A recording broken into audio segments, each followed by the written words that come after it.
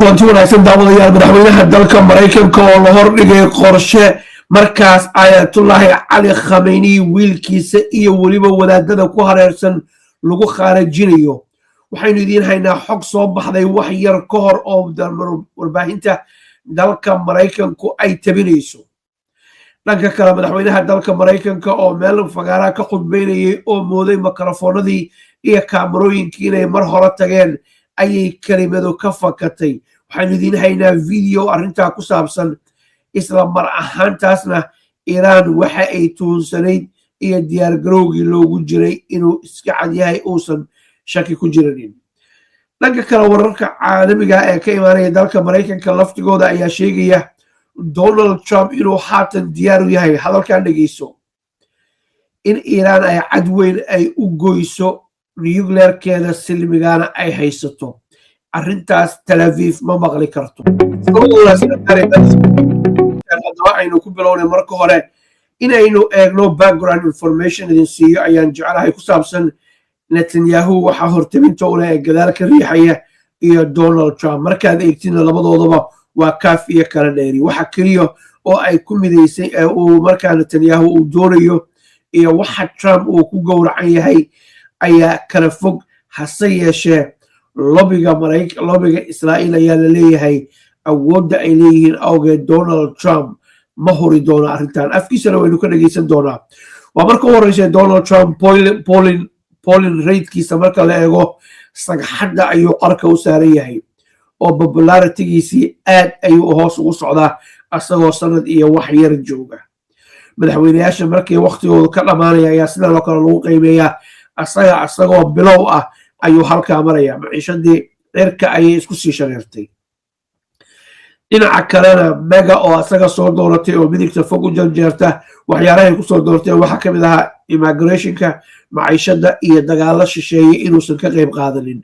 hore ayuu u burburiyey. venezuela ku duulay, iiraan buu ku duulay, nigeria ayuu ku duulay, haatan mexico haatan wuxuu fafakanayaa wadamo kale, dibna inuu iiraan u weeraro ayuu doonayaa.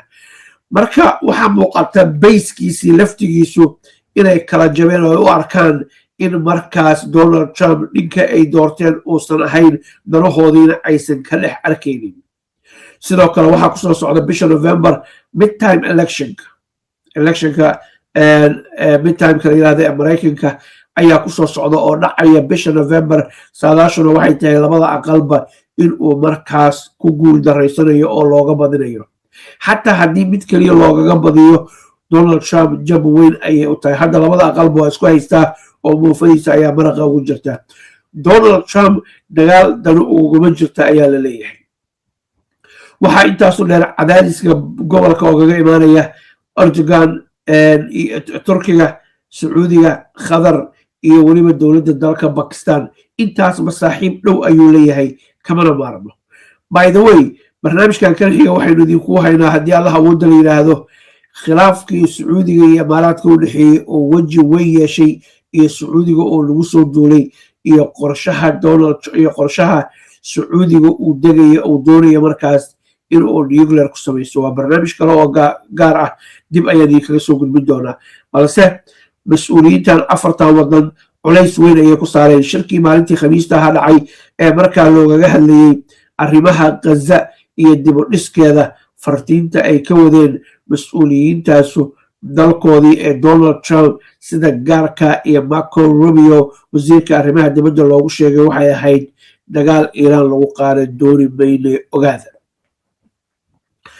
waayahay, warba Netanyahu maxaa hortaminula. wararku waxay sheegayaan daawadayaal Netanyahu waxaa kusoo socda laftigiisa bisha 10aad ee sanadka 2026 doorashadii Israa'iil ayaa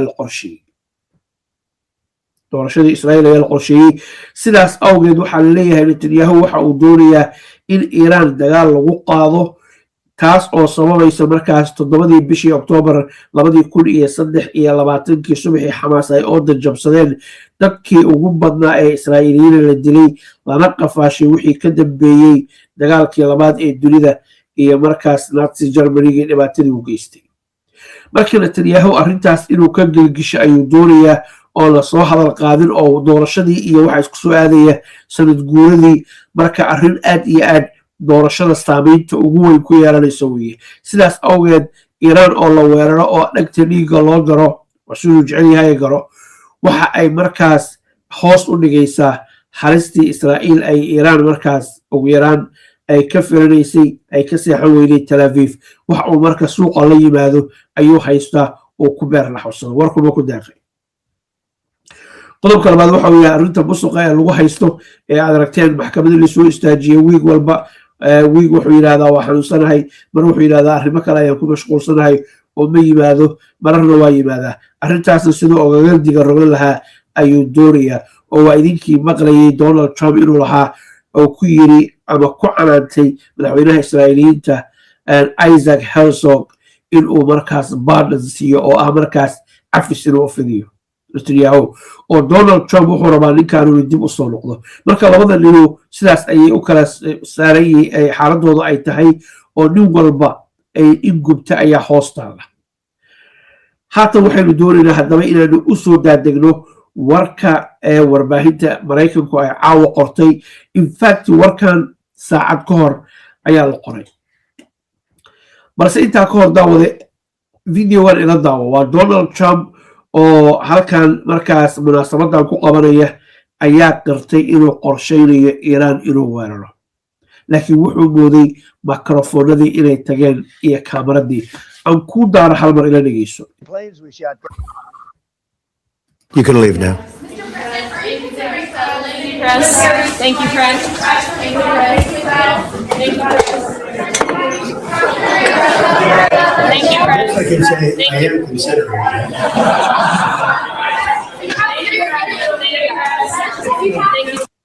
haddii inaan maqlaninsa wax badan baa meesha ku jira kugu soo celinayaa. marka uu yidhaahdo ka baxa qolka warbaahintii baa la saarayaa. mar kasta oo warbaahinta la saaro in badan baa kulamo noocan oo kale ka qayb qaatay. waa marka la isku sheego waxa jira. saxaafadda marka la saaro jilibkaa la isku dhigaya. marka saxaafadda intii la rabay waa loo sheegay baxa la yiri ayagoo sii baxaya oo dibadda loo saarayo ayuu yiri I am considering. waxaan ka fakarayaa qorsheynayaa weerarkaas Iiraan sida uu qaadi lahaa. marka asagaa afkiisa ka qartay. mar kale waa kan Donald Trump. dabadeedna waxaynu u gudbaynaa qaybta weyn ee barnaamijka. waa ku soo dhaweynayaa Ramadaan Kariim. Press. Thank you, press. Thank you, press. Thank you, press. Thank you, press. I can say I am considering waxaa qosol baa lala daatay markii uu yiri I'm considering. waxaa laga hadlayaa dagaal Iiraan lagu qaado. qodobkaas halkaas ayaan daawadayaan ogaga baxaynaa. waxaynu haatan aadaynaa jariirada caanka ee badan halkaan idinkaga soo gudbinay. warka aadka xiisaha u leh ay caawa qortay ee Ayatullahi Cali Khamenei wiilkiisa iyo wadaadada ku haraysan la qorshay laga wada hadlay in dhegta dhiigga loo daro. jariiradan caad baa u taqaanaan Axios. waa Maraykanka laga leeyahay. marar badan ayaanu barnaamijyo ka soo xiganay. warkan waxaan isleeyahay bahda Brit Somali TV ee dunida daafeeda joogta. waxaan isleeyahay dadkii ugu horreeyo aragtay inaad tiin ayaa jeclay. 2 saacadood ka hor ayaa markaas warkan gebi ahaanba u soo baxay meeshaa dambaskaan idiin saarnay. haddaba dhowr qodob baan doonaynaa kasoo qaadano. waa warbixin aad iyo aad u dheer, laakiin waxaan rabnaa in aynu nuxurkeeda aynu markaas aynu idiin soo gudbino. haddii aynu eegno paragraafka hoose u kore koowaad ciwaanka marka laga soo tago Donald Trump administrationkiisu waxa ay diyaar u yihiin in ay markaas aqbalaan Iiraan nuclearkeeda silmiga inay haysato haddii la xaqiijiyo. waa shuruuda garo. haddii la xaqiijiyo Iiraan inaysan u diga roganaynin nuclearka waxgumaada ee halista ah. sidaas waxaa yiri senior US official ayaa u sheegay jariiradda. now way ka duwan tahay hadalkii hadda uu lahaa ee Donald Trump uu lahaa waxaan qorsheynayaa inaan weeraro. iyo dowladda dalka Maraykanka diyaar ayay u tahay inay arrintaas soo dhaweyso Iiraan inay nuclearkeeda silmiga haysato haddaysan bab u diga roganaynin. dhowr qodob oo muhiima haddii aynu eegno oo garaadkeena iyo wararkaan idiin soo gudbinaynay aynu siyaabo kale dhinacyo kala duwan ka eegno. waa marka koowaade warkaan ma la aamini karaa. ma war waqti lagu iibsanayo oo iiraan markaas durbaan loogu tumayo oo laxan loo saaraya oo la leeyahay waa idin soo dhaweynaynaa oo sidii horey u dhacday bishii juun dabadeedna dhegta dhiigga loo daro waa arrin possibilitygeedana what do you think adigu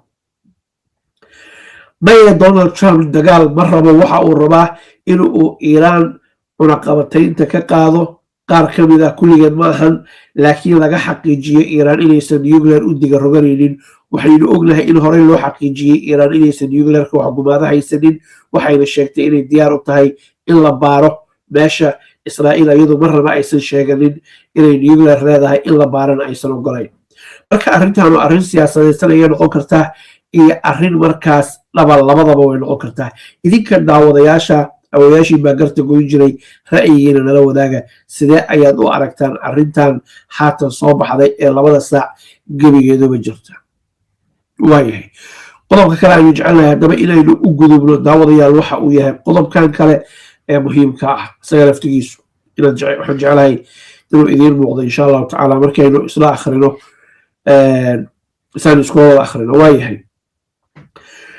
dowladda dalka maraykanka ayaa sheegtay officialla wey infact waa shakhsiyaad 2 iyo wax ka badan ayaa waxa ay sheegeen haatan in xiisada cirka lagu shareeray upcoming iranian wadaxaajoodka okay si kale u dhigo arrinta kor ayaa loo qaaday wadaxaajoodka soo socda ee dowladda dalka iiraan la sugayo in ay kulanka labaad ay la timaado ama kulanka saddexaad ay la timaado qorshe markaas lagu qanci karo oo donald trump iyo tiimkiisa lagu qancin karo inay miiska keento iyo dadka skepticska ah oo markaas iiraan walaaca iyo walwalka ka qaba ama israa'iil ha la jiraan ama ha ka soo horjeedaan ama yaysan la jirin ama dhexaadahaada laakiin dowladda dalka maraykanka xubnaha ka tirsan ee skepticska ah in markaa la qanciyo oo lagu qanciyo wax lagu qancin kara iiraan inay la timaado marka si kale haddaan idhaahno iiraan meel fog ayaa la geeyey ma la imaan kartaa wax weyn oo loogaga baaqsado weerar ujeedada hadalku waa saas haddii ay la imaan weydo in dagaalka lagu qaadayo ayaa muuqata iiraaniyan cabaas caraaji oo saxaafadda laftigiisu la hadlay ayaa sheegay dhankiisa 3 ilaa iyo 4 maalmood 2 ilaa iyo 3 maalmood gudahooda in ay gebi ahaanba ay ku keeni doonaan qorshe fadhiya oo maraykankuna ku qanci karo iiraanna ay ku qanacsan tahay dagaal iyo colaadna loogaga baaqsan naas cabaas caraaji wasiirka arrimaha dibadda dowladda dalka iiraan waaya qorshahaas ay keeni doonaan waa kaas laakiin dhinaca kale waxa ay maraykanka iyo israa'iil ay leeyihiin xubno ka tirsan xukuumadahaas ayna u sheegeen jariiradda in donald trump uu goor dhow weerari doono iiraan oo this weekend ah weekendigii marka maanta oo sabtiya ayuu bilowday so halkaasna dhinac kale ayaa warkaas uu ka yaalaa waxaan rabaa haatan inaynu aadno meesha arrintu ay u dhimanaysa ee ku saabsan waxyaalaha la soo qaaday ee markaas laga wada hadlay maxaa ka mid ah si aan kuugu soo koobo waxaa ka mid a markaas sida halkan ka muuqato oo kale caqabad kasta iyo wax kasta oo jira every scenario qorshaa loo sameeyey maxaa dhici kara maxaa la samayn karaa tilaabadee la qaadi karaa waxaasoo dhan waa laga qorsheeyey oo dagaalku qorshayn marka horeba kama soo haro guushaaduna waxay ku xiran tahay sidaa dagaalka ugu diyaargarooda u qorshaysid qorshayaashaas waxaa ka mid a ayaa la yidhi ayatullaahi cali khameyni wiilkiisa iyo molleska wadaadada ku hareersan in korka laga jaro wiilkiisa maxaa loo rabaa he's a successor potential successor weeye waa ninka dhaxaltooyada inuu isagu heli doono ee la saadaalinayo oo odayga dhaxli doona sidaas awgeed saddexdoodaba in odayga iyo wiilkiisa iyo culammada ku ag hareeran ee markaas aadka ugu dhow xerta shiikha in korka laga jaro waa mid ka mid ah waxyaalaha markaas la rogrogay ee laysla soo qaaday laakiin talada midida daabkeeda waxaay donald trump go-aanku u qaadan doono ciduma oga waayahay sanaariyowga labaad ee laysku soo qaaday waa maxay waa kan haddana sanaariga labaad ee laysku soo qaaday daawadayaal waxa ay tahay second source confirm qof kale oo jariirada la hadlay ayaa waxa uu u sheegay in la qorsheeyay Ayatollah Ali Khamenei iyo wiilkiisa in la dilo arrintaanu dhowr wiigba insaa loo rogrogayay aqalka cabdiyaa laga rogrogayay wasaaradda gaashaandhigga rogrogaysay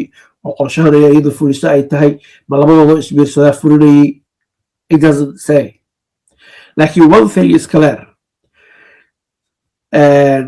shakhsigan jariirada u warramay ayaa sheegay in la qorsheynaya arrintaanu arrin sahlan maahan waxayna kicin kartaa shiicada gobolka ku nool oo dhan waa bil ramadaan haddii ramadaan weerar la qaadana waxaa la aaminsan yahay muslimiinta badankoodu inay dhinaca iiraan la jirsanayaan oo sympathy ay hayn doonaan taasina waxay keenaysaa markaas arrintu inay weji kala yeelato halkan haddaad eegtiin Ayatollah Ali Khamenei ayaa dhankiisa wacad ku maray caddeeyena si baleero cad u caddeeyey oo aan cad saarnayn inay xaq iyo xuquuq asaasiya u leeyihiin inay naaxiyaan nuclearkooda silmiga ah for civilian purposes oo markaas si silmi ay u isticmaalayaan dhinaca kale Cabbaas Caraaji wasiirka arrimaha dibadda oo saxaafadda laftigiisa la hadlay ayaa waxa uu sheegay in markaas dowladda dalka Mareykanku aysan kala hadlininba wax la yiraahdo zero enrichment dowladda dalka Mareykanka oo ka daba hadashay ayaa iyaduna warkaas beenisay wararka kale arrintan ku saabsan daawadayaal waxay yihiin Xisbullah in ay markaan dagaalka ay ka soo qaybgeli doonaan sida ay sheegeen warbaahinta Israa'iil ayada laftigeeda aan ku geeyay ii dulqaado waayahay haddaynu halkaan daawadayaal eegno where are we wax yar ii dulqaado jariirada Herald ayaa waxay qoraysaa in markaas Israa'iil ra'iisul wasaaraha Israa'iiliyiintu uu qayb weyn ka yahay waa si hadal ku dhigtay jariiradu qorsheynta iyo tilaabo walba oo ku saabsan weerarka Iiraan lagu qaado oo Mareykanka intuu halkaa ugaga fariisto Mareykanka kaligiis uusan wax qorsheynaynin balse uu yahay active partner xubin markaas firfircoon oo qayb weyn ka ah markaas dagaalka waa hagaag militariga Israa'iil ayaa dhankooda kale waxa ay sheegeen in ay markaas ay saadaalinayaan waa kana meesha la wadaago here we go let's have a look soo dhawaada khiyaare meesha huruudda haddaan eegtaan ama jaallaha ah sidaad arkaysaanba jariirada Herald ay qorayso warbixin caawa xalay fiidkii ay daabacday ku sheegtay laamaha ammaanka ee Israa'iil qaybeyn ay sameeyeen in ay markaas ku sheegeen Xisbullah haddii dagaalku qarxo markaan inay ka soo qayb qaadanayso oo Xisbullah faraha laaban mayso haddii Iiraan markaan la weeraro haddii Ayatollah Ali Khamenei la jirana waaba sheeko kale iyo budagaar u tuuro xaaladdu faraha inay kasii bixi doonto ayay qiyaasayaan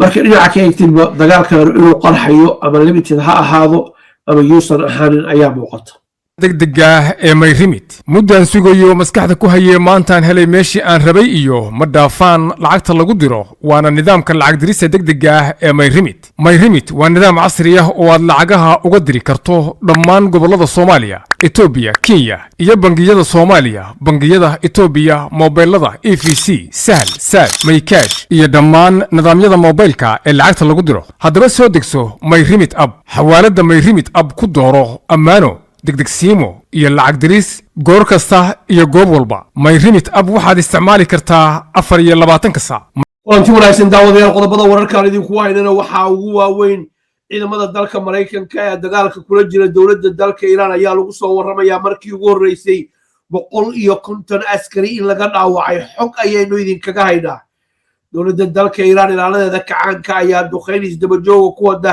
xilligan haatana dowladda dalka Imaaraadka ciidamada Israa'iil ayaa sheegtay markii ugu horeysay in ka badan 300 oo gantaal inay Iiraan ku soo weerartay 11 cisho oo uu dagaal ku socday halkani waa Burid Somali TV waa barnaamijkeennii shalaatan iyo intii waagu uu bariyay khiyaaray meel kastoo dunida ka joogtaan marka koobaad Ramadaan Mubaarak marka xigtana qodobadaas iyo kuwa kale u diyaar garoobo goordhow haddii Allah awood la yiraahdo idinkoo mahadsan adeegga maamuus ee shirkadda Hormuud waa xirmooyin adiga ku gaar ah oo ka kooban internet kaliya ku hadal kaliya ama internet iyo ku hadal wada jira naftaada ku maamuus xirmooyinka adeegga shirkadda qibla homes quruxda hoy lagu nastiya qalbiga guri kaaga yaal qibla kuu haysa ee bal eeg qasriyada haddeer qofkii arka uu jeclaan anigu qiimeeyayo intii qasriyada dhistaba qiblaan uga dhigay hormuud shirkadda qibla homes waxay mashaariic ka wadaan nairobi south sea iyo mombasa niyali shirkadda guryaha ay dhisayso waa apartments iyo villas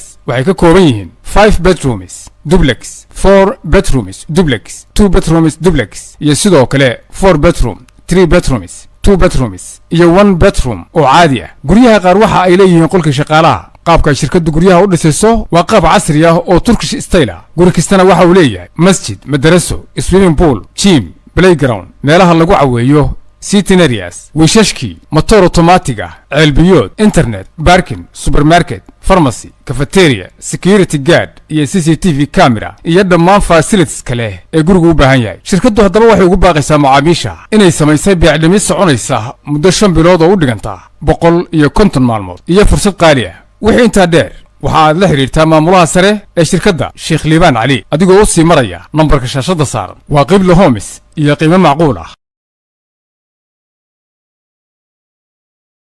haddaba isku soo noqod wanaagsan meel kastoo aad dunida ka joogtaan aynu ku bilownay warkaan warbaahinta Israa'iiliyiintu ay qoraysa ayaa markii ugu horreysay lagu sheegay ciidamada dowladda dalka Mareykanka kaga dhaawacmay dagaalka Iiraan ay kula jiraan 28 bishiina soo dhaaftay ee labaad ee sanadkan 2026 Israa'iil iyo Mareykanku ay ku qaadeen dowladda dalka Iiraan ayaa lagu soo waramayaa 150 askari inuu gaaray inta aynu la soconay dowladda dalka Mareykanka ayaa sheegatay in markaas 7 askarina laga dilay oo kii u dambeeyay maanta meydkiisii la keenay dalka Mareykanka 5 dhaawac halisa ay tahay in kale oo tira beerana ay dhaawac tahay laakiin numbarkan waa markii ugu horreysay ee number cayiman ee dhaawaca la sheegay korneelka caanka ee Mareykanka u dhashay ee howlgabka haatan ah Cornel Douglas McGregor ayaa sheegay dhimashada iyo dhaawaceedu inta la sheegaya inay ka badan tahay code and code waa soo hadalka u dhigay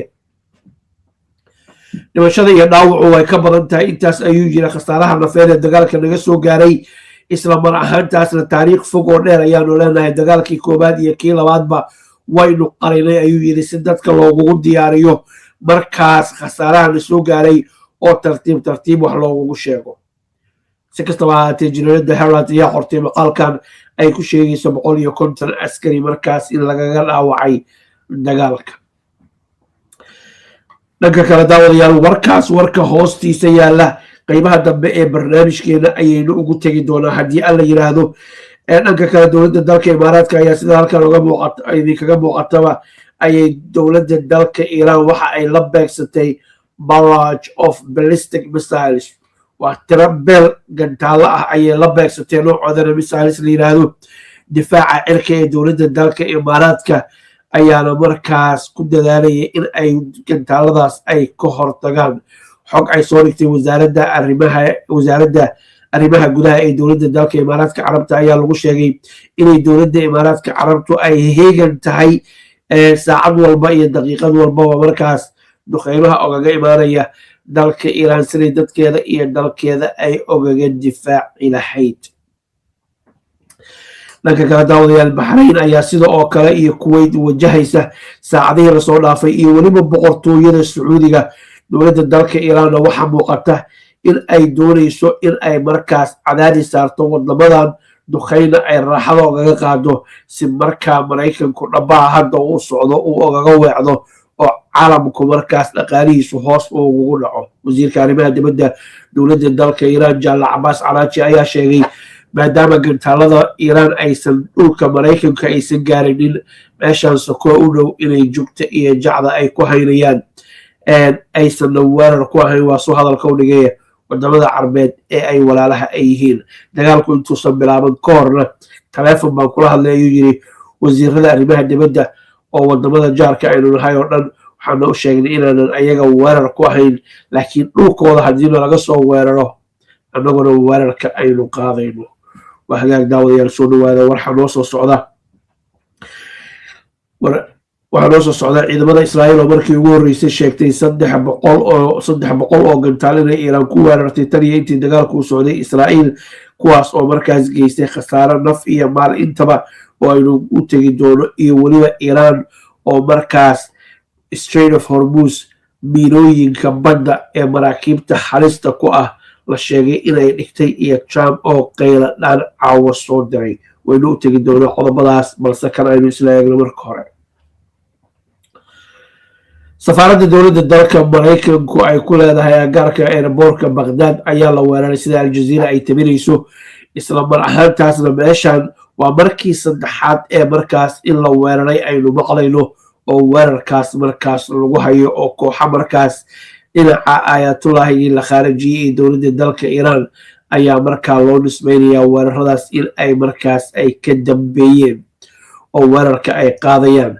si kastaba ha ahaatee daawadayaal, kaamkan oo logistic u ahaa safaaradda ayaa weerarkaas lagu qaaday. wax khasaara oo ilaa haatan ka dhashay oo la xaqiijiyeyna ma jirto. hase yeeshee weerarada isdaba jooga ee lagu qaaday ciidamada Maraykanka hadday airportka Baghdad ay agagaarkiisa ahaan lahayd iyo Erbil hadday ahaan lahayd Ciraaq, Kurdistan waxa weeye way isa soo tarayaan maalmihii lasoo dhaafay. dowladda dalka Maraykanka ayaa ka codsatay in markaas dowladda Ciraaq ay arrintan wax ka qabato oo ay badbaadiso safaaradda ee dalka Ciraaq iyo markaas arrimaha ku gadaaman. soo dhawaada khiyaare. adeegga maamuus ee shirkadda hormuud waa xirmooyin adiga kuu gaar ah oo ka kooban internet keliya, ku hadal keliya, ama internet iyo ku hadal wada jira. naftaada ku maamuus xirmooyinka adeegga maamuus oo kaga shubo hadda xidig 212 afar gees. waxaa haddaba daawadayaal sida aad arkaysaan dhanka kale Sacuudiga laftigiisa ayaa weerarkaas lagu qaaday loo adeegsaday markaas diyaaradaha joogka ee dowladda dalka Iran ay ku qaaday. hase yeeshee Sacuudigu siduu sheegayo wuxuu ku guuleystay markaas in uu dhulka soo dhigo. wararka kale aynu eegayna ee live-ka goordhow ayay noo soo socdaan, balse warkan warka xiga haddii aynu isla eegno daawadayaal, ra-iisul wasaaraha Israa'iiliyiinta ayaa caawa u soo diray bartiisa Twitterka soo dhigay qoraal oo fartiin ugu soo diraya dadka reer Iran. waxa uu yiri waa Netanyahu iyo soo hadalka u dhigay dadka reer Iran oo rarka iska roga ayuu yiri oo Ayatullahi dowladda kacanka uu maamulo markaas iska afka ciidda u dara oo dowladdaas markaas sidaad ogaga adkaan lahaydeen meel aad u saari lahaydeen qorshaheeda gala ayuu yiri bartiisa Twitterka ayuu soo dhigay. waan ogahay ayuu yiri Ayatullahi Ali Khamenei odaygii hore la dilay ayuu sheegayaa in uusan markaas intaan taas oranin mid baan ka mooday raallahada oo wuxuu yiri Netanyahu fursaddan idin hortaala oo ah one is a lifetime opportunity, fursad dahaba oo mar la araga idin hortaale dowladdiina afka ciidda u dara ayuu yiri. waan idin ogahay ayuu yiri Ayatullahi Ali Khamenei inuu aysan noolayn maanta oo laga takhalusay ayuu yiri.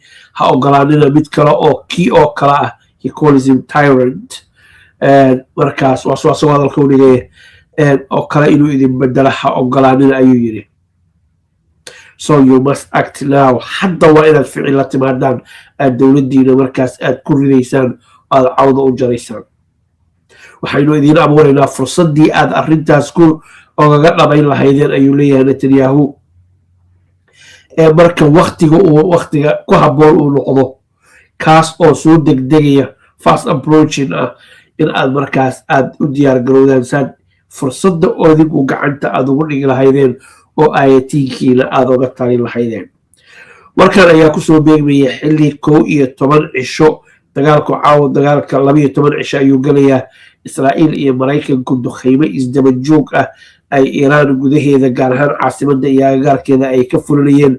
dowladda dalka Maraykankana lagu eedeynayo 160 carruur ah oo da'doodu ay u dhaxayso 7 ilaa 12 jir inay markaa iskuul ay ku dileen. baaritaankeediina haatan u socdo. waxaana leeyahay arrintaasu arrin ula kasa ma aysan ahayn, waxay ahayd kama code on code.